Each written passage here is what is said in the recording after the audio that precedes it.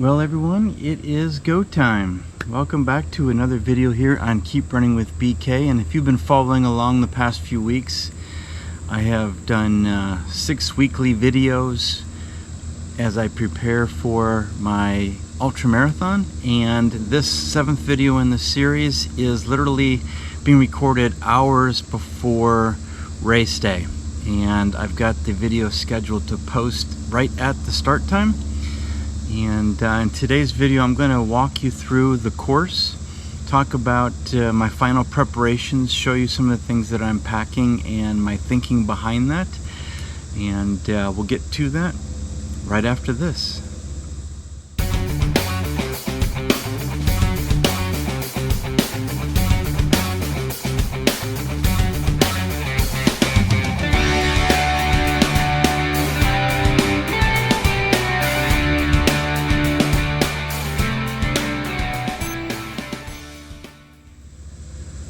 So again, thank you everyone for tuning in here to Keep Running with BK. And if you're new to the channel, I'm a 50-year-old age group runner who's been running for nearly 4 decades. And I started this YouTube channel to really share running insights, training tips, and motivational ideas, just not only to help myself to keep running, but also to help you to keep running.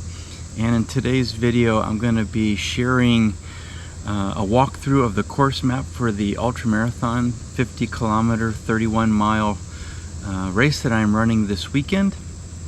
And then I'm going to share with you some of the things that I'm packing and why I'm packing them, or perhaps why I'm not packing other items that some of you who may be familiar with ultra marathoning, you know, sometimes there's typical things that you'd pack, and I might mention a couple of those and why I'm not packing them. But to get started here, last October, during the pandemic, I set out on a self-supported 50-kilometer ultramarathon at the Nature Center. Something that I've always wanted to do, but in prior attempts training for it over the past decade or so, you know, the training just broke down. My body broke down under the training is what I should really say. And when I discovered the MAF-tone or MAF training method, I learned to slow down. I learned to better listen to my body, allow it to fully recover, and really develop the aerobic system. And that ultimately, in a 3.5-month period of time, allowed me to toe the line, run my first ultra marathon. And when I finished, believe it or not, I said, let's do that again. And so that is what I am doing this weekend. And as you can tell, as sweat is starting to drip down my forehead, this is not October. This is actually the dog days of summer, as they say. It is late August, and it is going to be a hot and humid one. Looking at my notes here, it's supposed to be 64 degrees Fahrenheit overnight on Friday night.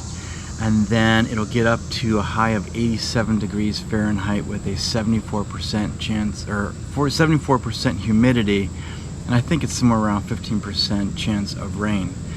Needless to say, it's going to be humid, it's going to be warm to hot, and it's going to be critically important that I stay hydrated, something that I've been talking about a lot over the weeks preparing and leading up to this. And I also need to make sure that I run within myself.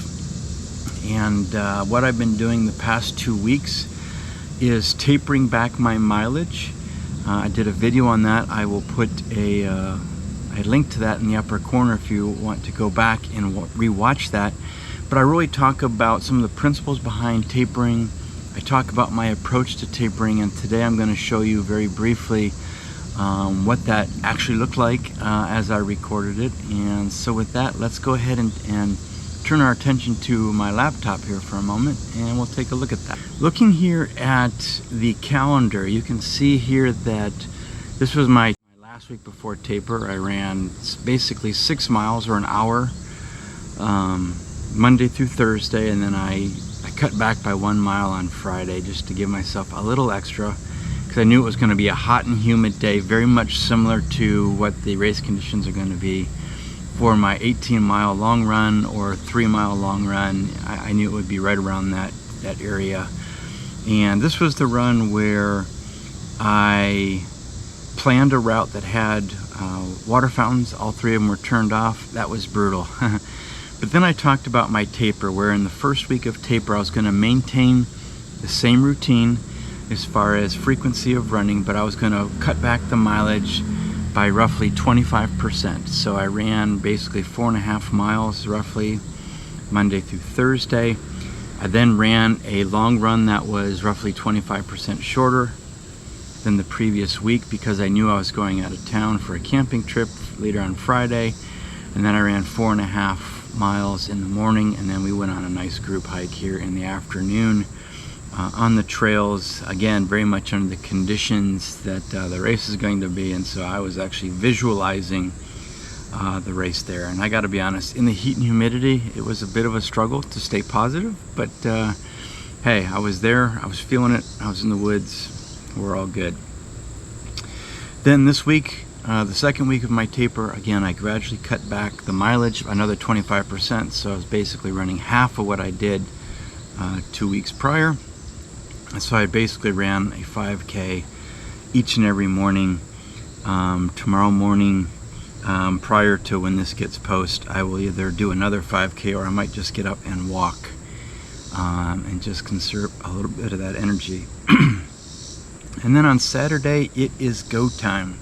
So what I'd like to do now is transition over to the race course. This is a map that was sent out for the actual race. It is going to be the tie-dye 50-kilometer ultramarathon that is put on by the Ohio River Roadrunners Club.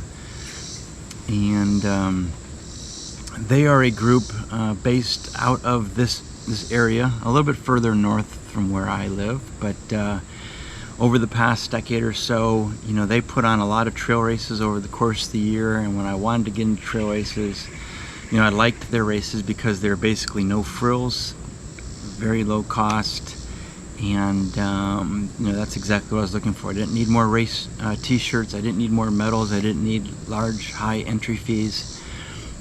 So I've done some of the races over the year, and they put on a series every year of ultra marathons. I think they have like 5 or 6 of them in the series. Then they have a special award that is given to anybody who completes like 4 or 5 of them within the series. Not something that I'm attempting to do quite yet, but I thought, you know, I'd really like to do one of their races and really support them as they've been good to me over the years. And so they sent this map out.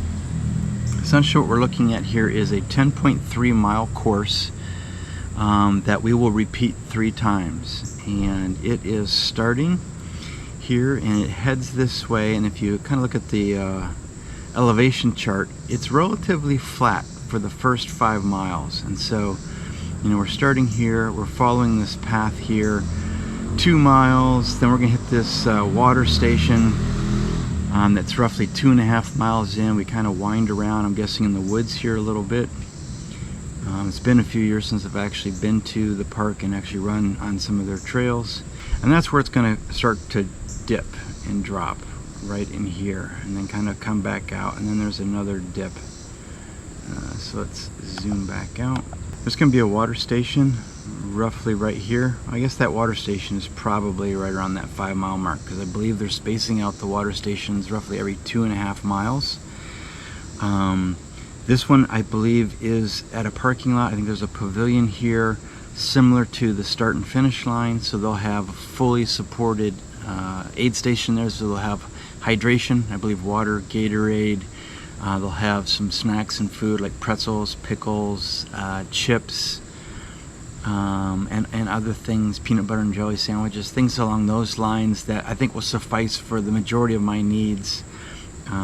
Those are all fairly palatable by me. I'm not an overly picky eater, nor is my stomach overly picky when it comes to hydration or picking or eating when I'm out there doing this sort of thing based on my experience. So I'm not planning on packing a lot of extra stuff for myself. With that said, I will be allowed a drop bag, which will be at the pavilion here at the start and finish, where I will have a lot of the other things that I will share with you in a little bit, but I will also have some extra gels in there. I'll have some other things in there just in case something comes up and I need that. But then from this aid station we'll come down here, and when we get to this about the 6.5 mile mark, so right around here, I'm guessing is where it dips, and then we start to climb back out, and then we kind of come along this way.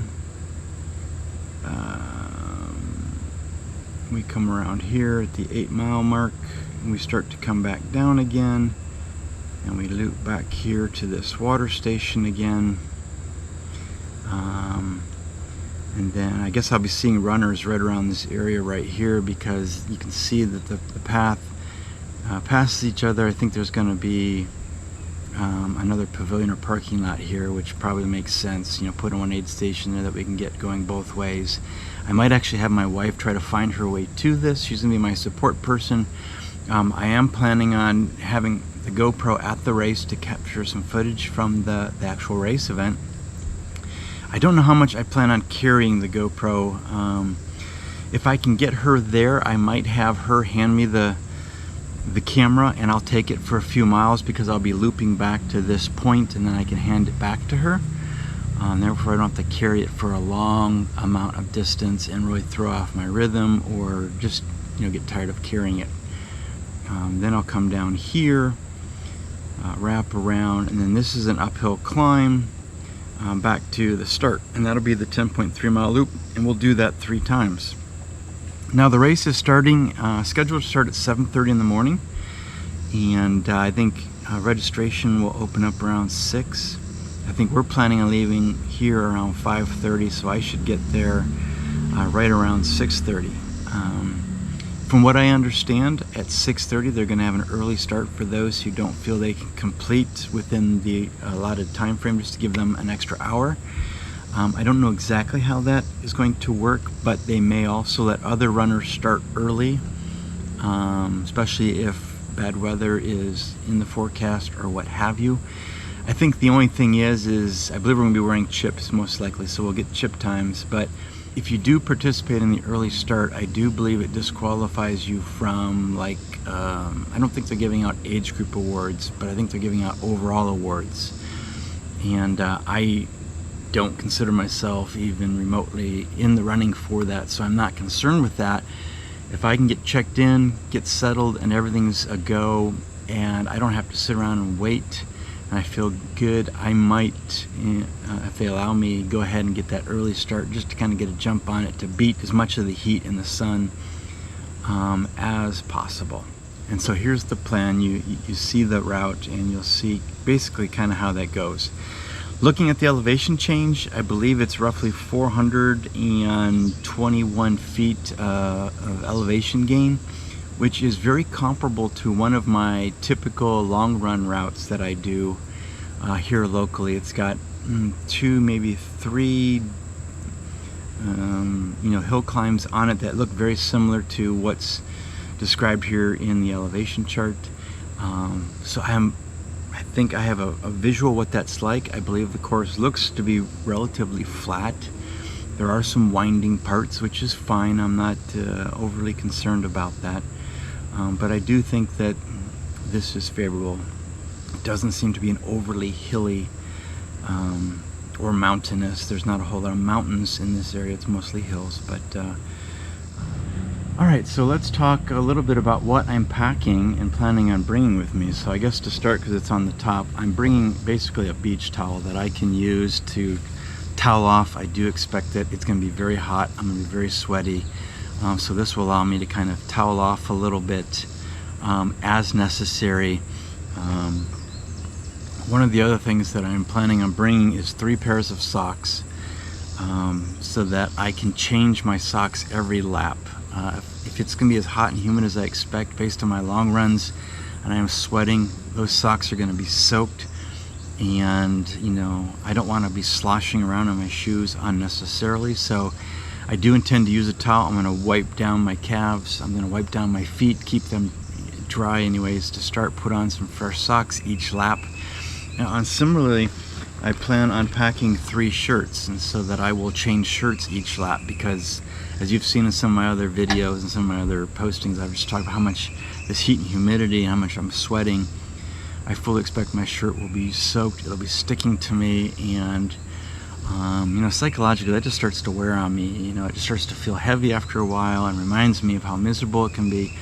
And so I think taking that off, toweling off, putting on a fresh, clean, dry shirt each lap, I'm hoping psychologically will be refreshing, and I will feel great about that. Something else that I'm planning on doing, I plan on wearing my trail shoes for the race, but I'm also going to be packing a second pair of trail shoes just in case my other ones get, you know, soaking wet, or if for some reason based on the terrain they just don't feel like the best fit. I do have another pair of older trail shoes that are more similar to running shoes than they are the trail shoes I'm currently running in. I'll have those in there just in case. I'll also bring a pair of shoes that have a little bit more cushion, a little bit softer in case the ground is hard, and I'm looking for a little bit of change in feel for my feet, a little bit more cushion and padding. And then I'll probably also bring the shoes that I run in the most during the week, just to have something more familiar should I decide for whatever reason a change of shoes might be in order, and I feel that the trail, again, not being familiar with these trails, I don't know if there's a lot of rocks and roots and things like that I need to be concerned about. If not, the ground is fairly compact, fairly maybe wood chips or gravel or something like that, then I might opt to switch into another pair of shoes at some point during the race. The other thing that I'm going to pack is I am packing a buff. You've probably seen this in some of my videos. It's a light buff. Due to COVID, they are asking those who are not vaccinated, you know, to wear that, certainly around others, but even those who are vaccinated, just to be wise. So I'm gonna be wise, and I'm going to bring a buff that I can use if I'm in a situation where I can't socially distance, say at the aid stations or at registration or at the start, just to have that. But I also like to use the buff if I'm really sweating badly.